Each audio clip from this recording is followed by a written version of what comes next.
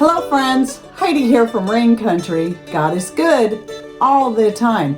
And I'm here for another Monday this and that video where I talk about all kinds of different topics, leading you back to some videos I already have, just giving you some quick updates, maybe some videos that are yet to come, or whatever I feel like talking about. It's the one time in the week I can do a video that's a little more timely to whatever's happening here or out there.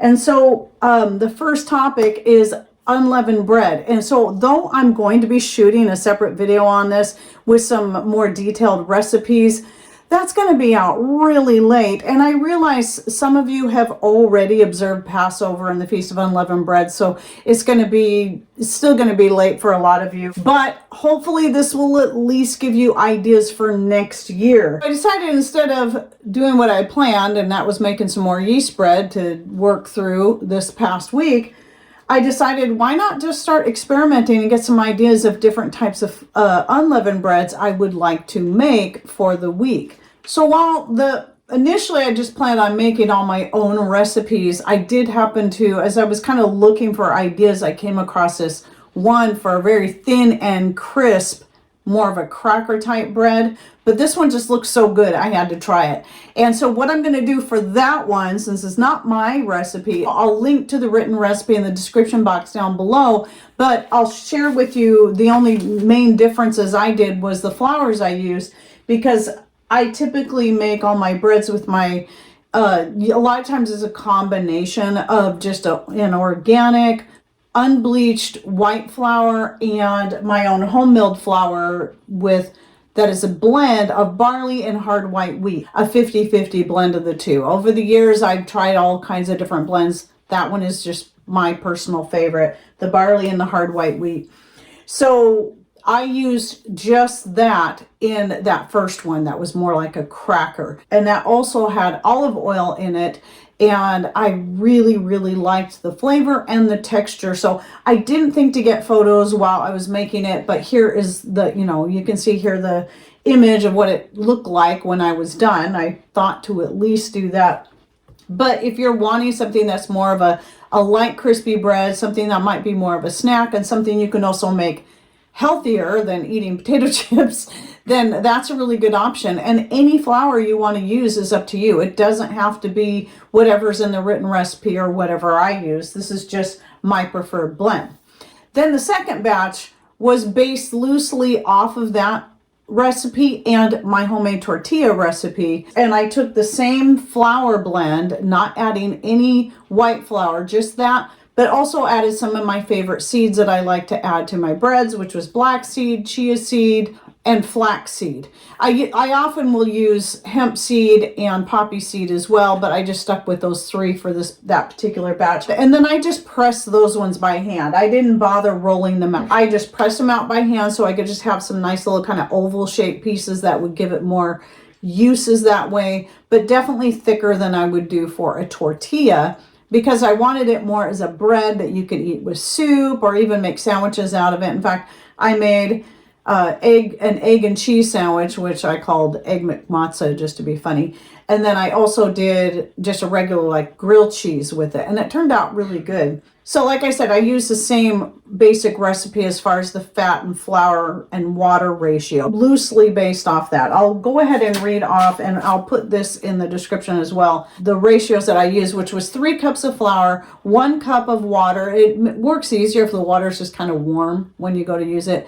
And then a 1/2 cup of oil, and then a 1/2 teaspoon to a teaspoon of salt, which is what I used in that. And then you just knead the bread, the dough, and then you just press it out however you want. You can make it as thin or as thick as you want. And then I just, like I said, I did it by hand. And in this case, I did it on a cast iron griddle and turned the heat up to about medium high, because I wanted it, being it's a flat bread, you want it to cook kind of quickly. But since this was rolled out thicker than I would do for a tortilla or definitely the cracker, you want to keep a close eye on it. I would say 2 to 3 minutes per side on a medium high heat, but you can adjust that to suit you.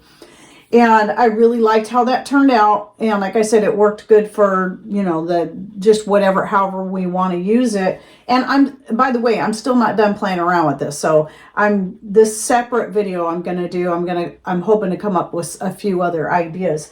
So then the gluten-free option that I mentioned, if you're watching my posts in the community section, I use my gluten-free flour blend that you'll see back here. And I will also put the written recipe to that in the description box down below.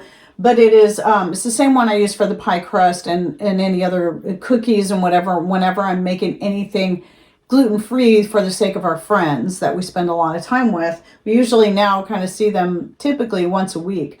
And so it is mostly brown rice flour, buckwheat flour, and then tapioca starch and potato starch is what I use in it. But you can see the ratios. And then and because I knew I was going to try making tortillas, I went ahead and added that real small amount of xanthan gum, which is a half teaspoon per cup of flour.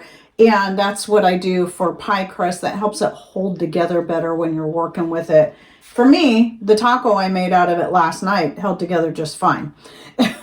Patrick said his fell apart, but knowing him, he probably stuffed it a little too full because he does tend to do that. I do that sometimes too. But then I took the other half of the bread and then made the similar idea like I did with the other one. So it was just a flat bread. But yeah, you can use it as a sandwich if you want. But especially if you're doing something like this, is especially good for something you're going to kind of grill, like a grilled cheese or whatever. And I really liked it like that. But you can also, again, eat it alongside your soup or whatever else that you want your bread with. So that right there is the gluten-free version. And so I'll give you the flour recipe down below, like I said. But as far as the ratios, I did the same. So I did 3 cups of flour to 1 cup of warm water, and then a half cup of oil and a half teaspoon to 1 teaspoon of salt. And that's just going to be dependent on your taste, you know, how salty you want it. You might not want any salt in it. And then some other ideas that some people were throwing out there that I could see doing with this bread here, whether it be the gluten-free or the non-gluten-free version, is that I can see rolling that out and making a pizza out of it, which I plan on doing this week. So this video, I'm actually shooting on Thursday before the day it's being published. So it's actually publishing on the day a lot of us are observing Passover. So hopefully just in time for you guys to get some ideas and then try them out. And then I know some people had a lot of really good ideas that they were sharing under my posts, the things they like to do with their different unleavened breads or the types they like to make. So please share down below if you're doing that, or even if you've already observed Passover and the Feast of Unleavened Bread for this year. Please share your ideas down below. What do you like to do with yours? How do you like to make it? So people can get all kinds of various ideas, including myself, because I'm really new to this whole thing and learning about it. And boy, I tell you what, it's really been a blessing. I know some people don't understand because I didn't. For 12 years, I dug my heels in on this one. And I was like, no, we don't need to do that. But then I realized the importance of at least learning about the feast and what they stand for. And it has been a real blessing. So even if you don't believe that you should or have to, learning about them, I think it does a lot to really boost one's faith and understanding who God is and who Christ is and what all of this stands for. And I believe they are important things that we should be at least learning about. And as far as the holidays go, we haven't celebrated those in probably about 12 years. And we have an old video we did on that. But, and our reasons for cutting back from those. But now finally getting around to adding this has been a real blessing. So we did the fall feast. Now we're doing the spring feast, and it's been exciting. And we've learned so much. So anyway, there's that. Now let's move on to a few other topics because I'm trying to rush through this since it is a this and that video. And that is the vinegar. So back here, you'll see this was the yellow dragon fruit vinegar. And it turned out really bright yellow, a lot brighter than I would have expected it. I'm expecting the dandelion vinegar to turn out pretty, nice yellow. You can see it's already a good yellow color as it is. But I don't know that it will ever turn as deep yellow as this one did. I was kind of surprised when I went to strain them out. I'm like, wow, these are yellow. But then the dandelion one, so you can see the image here when I first picked the dandelions and started it. But this is what they look like now. Expect them to look like that within a day. And this has been going for several days now. You know, one day I went out and picked a good amount of dandelions and stuck them in there the next day and got it started. Next day I picked some more. Next day I picked some more. In fact, I keep thinking I'm going to add some more, but I don't have a lot of room left in there. But you can add as many as you want. People are like, well, how many dandelions? It's up to you. I mean, I'd say at least start with the big old handful, and then if you have room, or at least leave yourself some room, where later you can add more. As long as you have some kind of herb or fruit or vegetable in there and some sugar and some water, you're off to a good start. And then the amount of sugar is going to vary depending on if you're using fruit or fruits, whole fruit, fruit juice, or fruit scraps, or you're using herbs like the dandelion that have very little sugar in them, very little sugar. I'd say there must be a little bit in there because dandelion flowers tend to have a bit of sweetness, but not enough. So I added about a half cup of sugar to this, whereas to the dragon fruit, typically when I think I did about a third of a cup. And then if I'm using something that's got a lot more sugar in it, then I'm going to add maybe only a quarter cup. It just depends on how much of the material I'm putting in there and how sweet the item is. But if you want more information, because maybe you're new to my channel and you don't realize this, I have a lot of vinegar making videos, but I believe the most thorough one I have is the most recent one I did. So I'll link to that in the description box down below, where I try to give you just all the things you need to know. And, you know, it seems like no matter how thorough I am, there's always something I forget or somebody who has a question I didn't think about. But yes, sugar is necessary. Sugar or honey. It has to be some kind of real sugar, not some non-nutritive sweetener. It's not going to work. It's got to turn the sugar to alcohol to acetic acid. That's how it works. So anyway, yeah, I just want to give you an update. But yeah, this did turn out, even though the color is just like really bright, it turned out good. It's a decent vinegar for certain. All right, and then some of you saw my rhubarb related video that came out this last week. And yes, my rhubarb looks pretty nice right now. In fact, I'm going to put a little clip right here of my chickens in the front yard garden wandering around. In there, you'll see one of them wandering around one of the rhubarb plants at least. There's 2 rhubarb plants out there. Some people were talking about how their rhubarb started flowering. And one thing I didn't think to say in that, because it was more about uses of rhubarb, but when it comes to growing rhubarb, it can take several years for you to get flowers.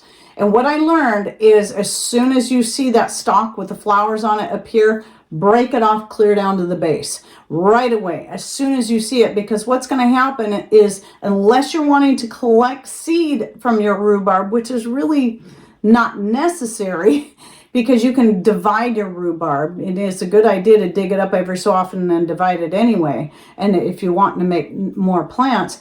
But if you leave that those flowering stalks on there, mine usually get 2, maybe 3 per plant. Then the rhubarb then that it produces after that is going to keep getting, it's just going to get small. You're not going to get the nice big stalks, because all the energy, just like with any plant, is going to go into making the flowers and the seeds so it can reproduce itself. So I recommend breaking those off right away so you can still keep getting some good healthy rhubarb stalks. Now, I had someone also tell me that when she left the flowers on hers, it turned the rest of the rhubarb bitter. Now, I don't know if there was something else involved there, but I'd be interested to know if that happened to anyone else. Mine didn't turn bitter, but I did break those flowers off right away, and they usually don't get more once you break off those 2 or 3 that may appear. Then you usually won't get more for the rest of the season. At least mine didn't. And then I want to talk real quickly why, because people are, had people when they saw that I was incubating eggs, and they were kind of like, well, I don't know why you wouldn't just put it under a broody hen. I get that. And honestly, I thought about this for a long time. And I think I shared this in last week's video. I kept going back and forth. And I went ahead and bought the incubator just in case. I still wasn't sure what I was going to do. But all my chickens that are most likely to go broody are all my oldest chickens. And I wasn't sure what to expect out of them. And it can be quite a bit later in the year. And I didn't want to wait that long for them to start going broody, if they even do. And so I didn't want to take that chance. On top of the fact that this is not only a new experience for me to start my chickens from eggs. I've raised young chicks before that were just 2-3 days old, but I've never like hatched them out from eggs from our own chickens. And so this is a whole new experience. I really want to be right in there and be a part of the whole thing. I've been candling my eggs. I have had to take 3 out. There was one that started and died along the way. And there were 2 that were never fertilized, which kind of surprised me because Antonio's been pretty busy. But I think this particular chicken I think she just gets away from them, I think is the thing. Because I've seen him try with her. But I've got these great, I know I still have several real healthy looking viable eggs. I can see the chicks moving around in there, and that's great. Except for in the olive eggers, I can't tell. I can't seem to get a light bright enough to really see in there. I've tried and tried and tried, so I'm hoping those ones got fertilized. So then I've got my grandbabies that get to be a part of the whole experience. So we've got the thing sitting on top of the dog crate that's in the living room, which is just right at their head height where they can watch those eggs. And Jax is already just really excited about this, knowing that eventually there's going to be chicks coming out of those eggs. And then I also, Patrick and I together sort of built this brooder because I wasn't ready to purchase one or have him build one all from wood until I decide for sure how I really want it to be. And so we just took a couple of Misfits Market boxes and cut out the ends on each side that, they were equal size, and then put those together and then cut a hole in the side because I wanted we have this little piece of plexiglass that I want to stick in there so that the way I've got it set up in the other room, my old dance / martial arts room, it's sitting on the ping pong table. So it's, as soon as you walk through that door, you can see straight in all the way to the other side of the room you'll be able to see those chicks in there, and they'll be able to see you. So part of the reason for that was so that when I'm moving around in there, they'll always be able to see us and get familiar with us right away. And also so the grandbabies can look through there and see, instead of having to be able to have to always pick them up so they can look down in there. They can just go walk right up to that table and see the chicks in there. So I'm really excited about the way I'm doing it, but we're still adding, in fact, today we're going to go pick up they just got some Buff Orpington chicks because I really want to add some more pure Buff Orpingtons to my flock, new ones, because I love my Buff Orpingtons so much. So we're going to have those, then we're going to have the ones that we're raising. So hard to say, I can't take too many because I only have so much space, but we'll see how all that goes, and I'll keep you updated.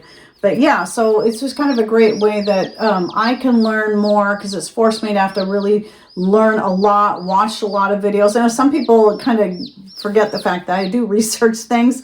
So yeah, obviously all along the way I'm researching, I'm learning about this. That's how I found, okay, what does this red ring in this egg mean? Why does it look different than the rest? Okay, that means it started out and it died, which was my guess is what probably happened, because I couldn't see the little black spot or anything moving around in there. And sure enough, that was right. So, that egg got tossed. And just the whole steps. I've been every day watching more different people's videos. I like to get information from all different sources and compile it together. So I do research these things, but it does force me to learn more about the whole process. So even if at some point I do let my hens, especially when I have younger hens that go broody on a regular basis, and I start letting them raise chicks, I kind of have a better idea knowing what to look for and what to watch for. But at any rate, that's all I wanted to talk about today for this and that video. So don't forget to check out the links, the recipes and stuff. I'll be putting in the description box down below by clicking on more. On Rumble, it'll say show more. On either platform, when you click on those words, it opens the description box so you can find all the links and the recipes and whatever it is I'm putting in there. So anyway, also comment, share your thoughts, ideas, your recipes, and so on. And thanks for watching. Take care, and God bless.